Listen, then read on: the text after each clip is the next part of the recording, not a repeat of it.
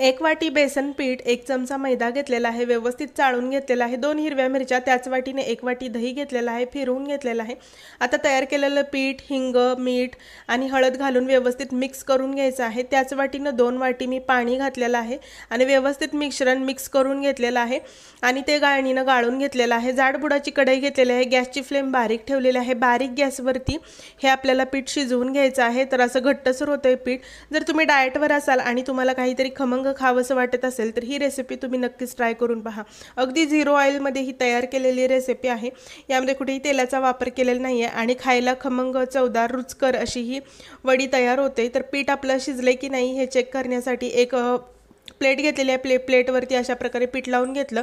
Role तयार होतोय म्हणजे आपलं पीठ शिजलेलं आहे। परात घेतलेली आहे, परातीला खाली तेल न लावता अशा प्रकारे पीठ पसरवून घेतलं आणि अशा प्रकारे वड्या पाडून घेतलेल्या आहेत। तर व्यवस्थित अशा सुरळीच्या वड्या आपल्या तयार झालेल्या आहेत।